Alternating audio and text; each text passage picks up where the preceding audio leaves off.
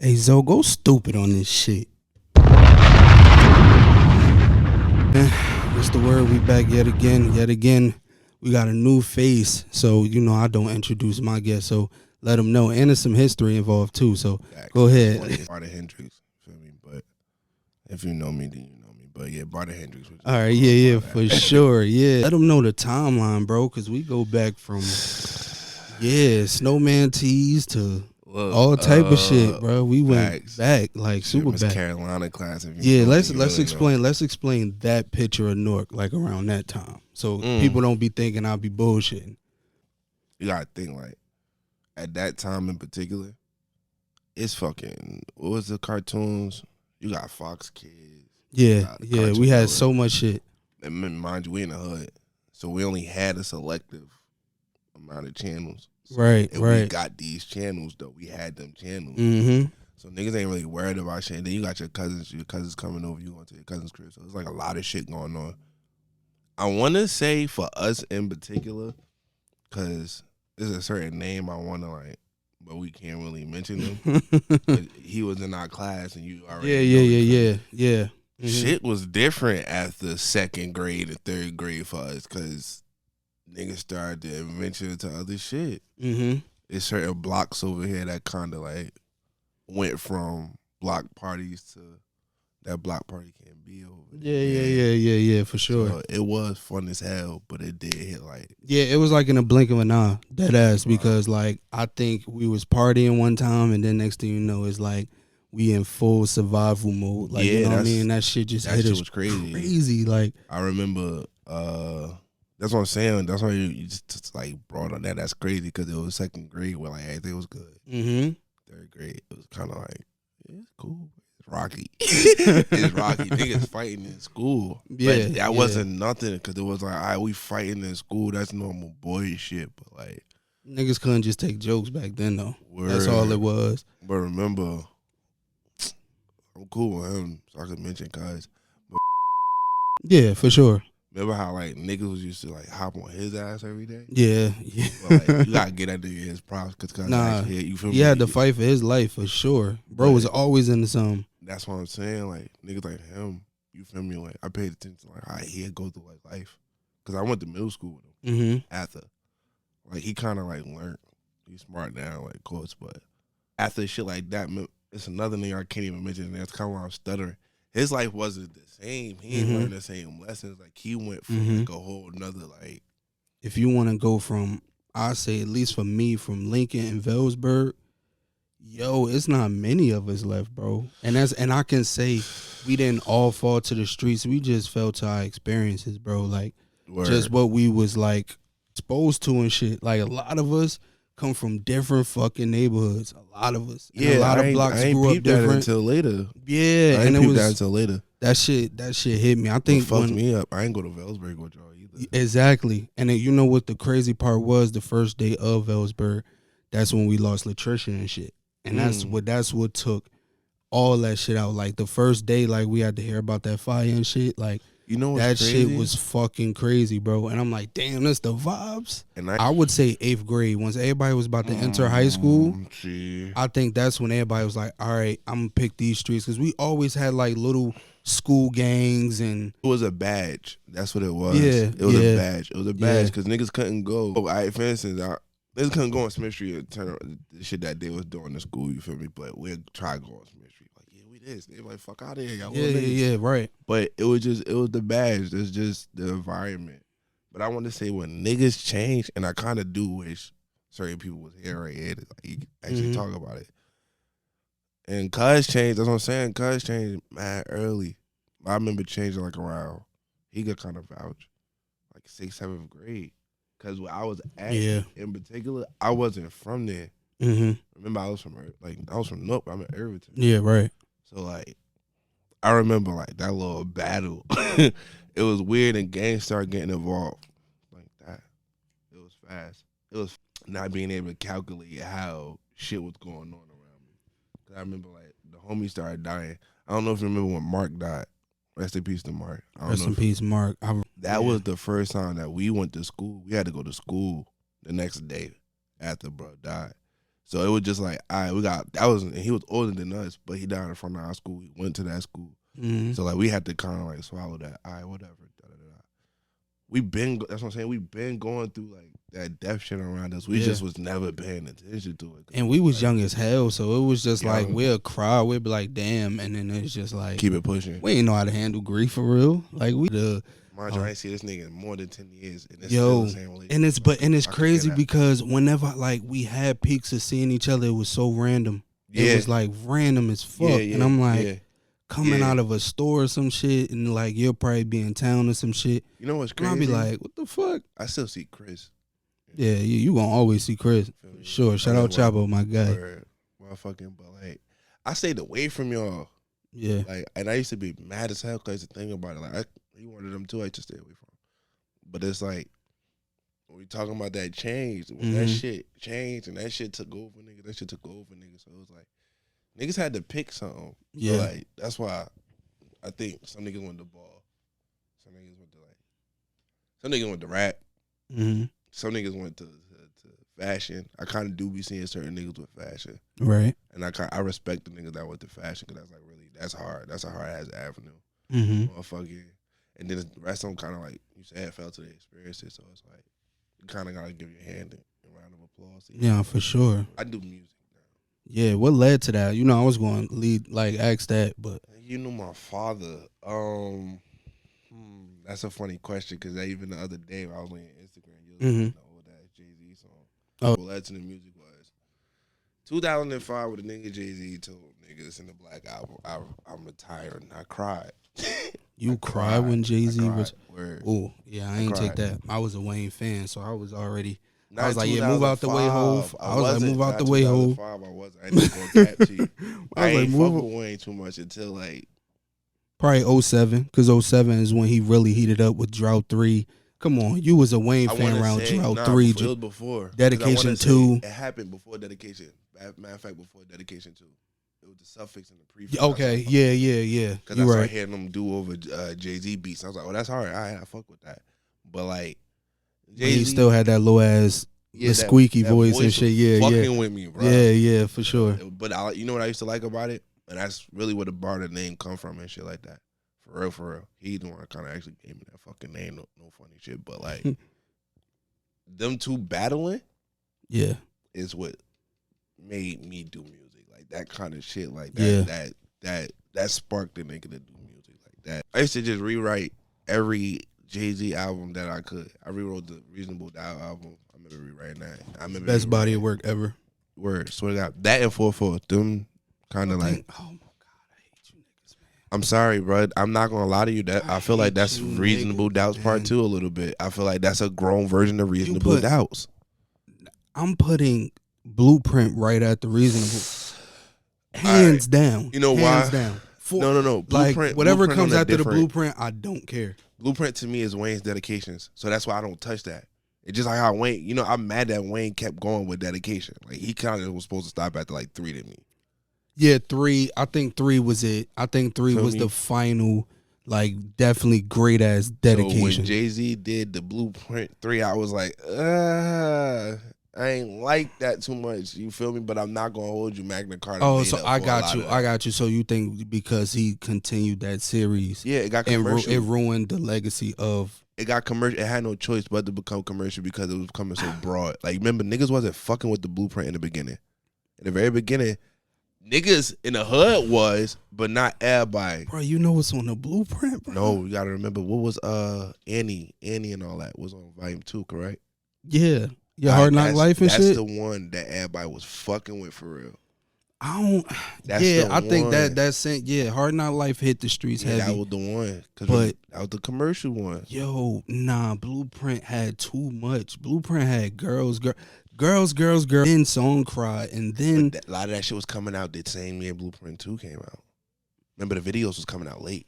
Them shits wasn't pushing out how we was pushing out now. Yeah, bro. The videos was coming out late. We hearing them albums later, you feel me? So it's like we're ahead that album, but we not knowing where these songs coming from. So that's what made Jay-Z and like Wayne go at them times because they was pushing out so much body of work. Right. Jay-Z had Dynasty album, mind you, he was on like what, a couple songs on Dice Out. He let them niggas have the rest of the song. But I think he was just pushing that to get out his deal, to be honest with you. Because I know he already knew he can be president of Def Jam. Yeah. So they probably was like, yo, give us like a couple more.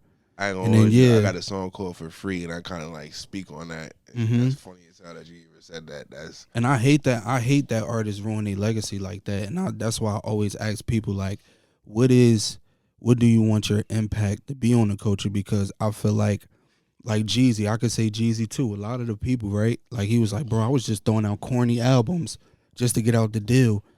But you say you love your fans. You say you love this. You say you love the game, the culture. I can't do that.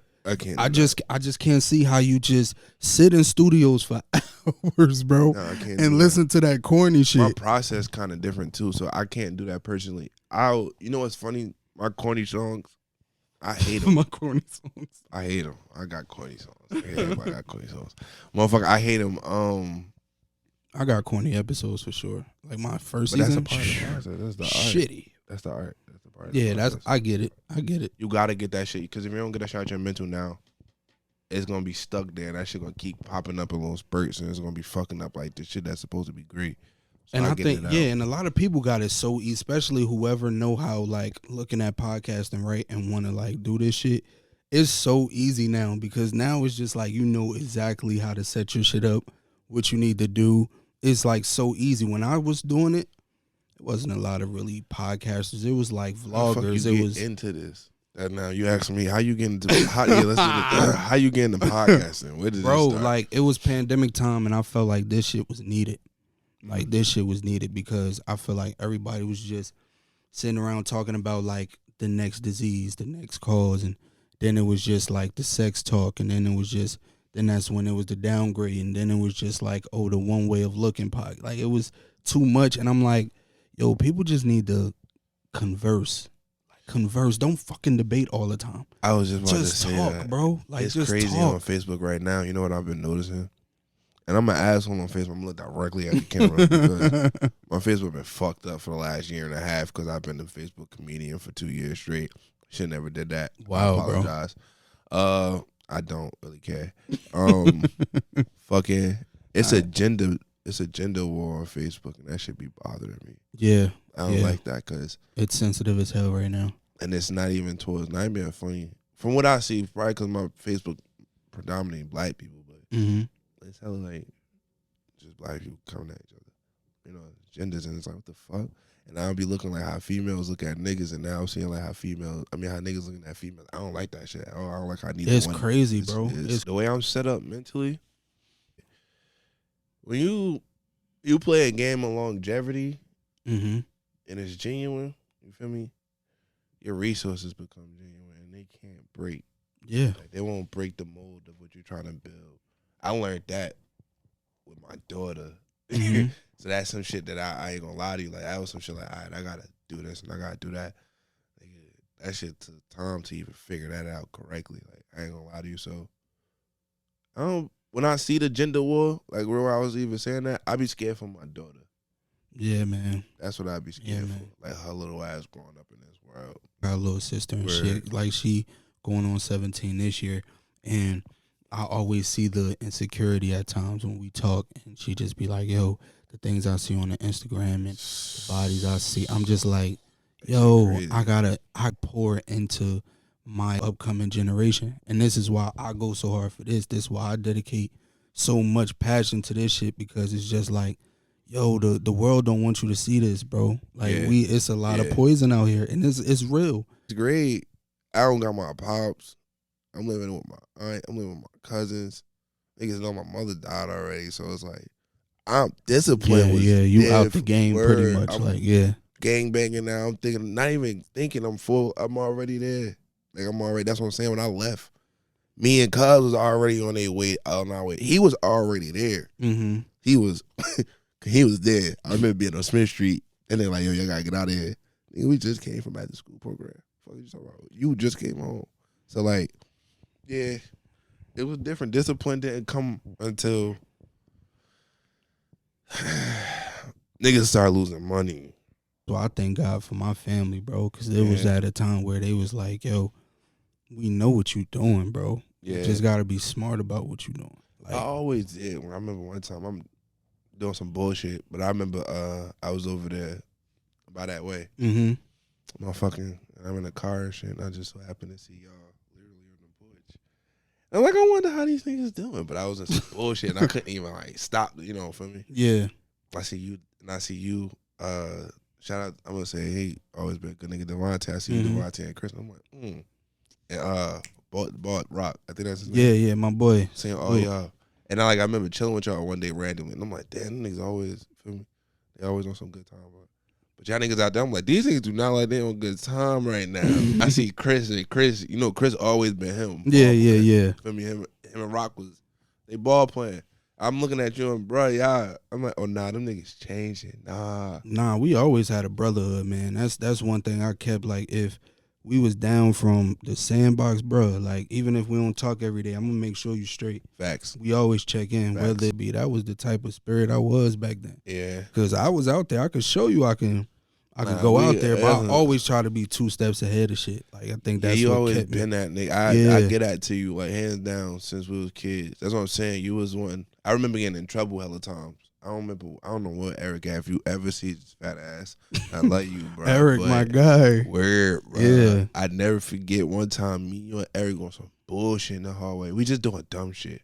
You had that fat form shirt, that cream fat form. Oh, my God. Fucking, niggas was in the hallway, we was doing something, and I knew it was Jerlene grab niggas.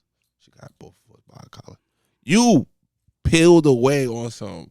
I ain't do nothing. And I'm like, yo, this nigga about to do some 2 steps, yeah, boy. I'm like on some weird criminal shit, but I'm like, all right, he got that. 2 You steps, always I'm out had of there. that. Becoming a father, starting your rap career, man.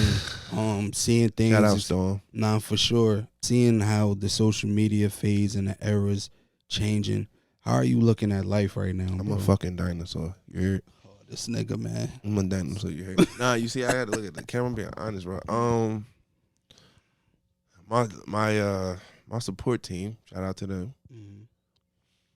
I gotta call these motherfuckers. Yo, what? How? I had to call somebody the other day. Like, yo, how you doing real? Nah, for real though. I had to call somebody. How you doing real? Nah, Like, for real. I remember having, and if you knew, like, some people used to see my old Instagram. We ain't gonna talk about that, but my old Instagram was lit. Like, I actually had hella followers. And then I remember, like, one day, I just stopped fucking with all that. It got too weird.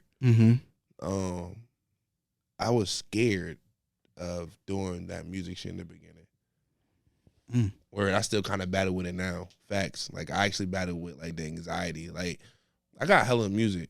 I'm not really. I swear to you. Actually, I just opened my shit back up to release music. So I probably got music releasing like the next 10 days. Shout out me. But I was scared, bro. Yeah. I'm bitching basically at that point. I don't want to do music. I don't want to do it. Like, now I'm just kind of back to it. Like, it don't take me. They could vouch. I wish my engineer was here. He could vouch. I could do a song in like 15 minutes. Organically, I want everything in the room to be organic. So when I go in there, I just want to just produce like organic music. So like, I love it now. I'm starting to love it again. I'm starting to feel it again. Like, I'm starting to feel the love for it. And I want to kind of say, I think my daughter kind of brought that back out of me a little bit too. Cause I be looking at her little ass, and then like, I be seeing like, I think the youth a nigga still got. I remember feeling mad old when we was like kids. Yeah. I always say that shit. We grew up way too fast for ourselves. Fucking fast. Way too fast, yeah. So I starting to feel that again. Like, I be seeing my daughter. Like, all right, let me go to the studio. Right. So shit like this actually a part of that journey. Like, people ask me how the journey. In the beginning, I remember back in the day, the journey. Let me say this actually, cause like, let me actually say this. When I actually tried to do fucking rap, the journey never was that hard. Outside of rap, the journey was always hard, and that's what I think was always my problem. I'd be in the streets all the time. Paying attention what didn't matter and type shit.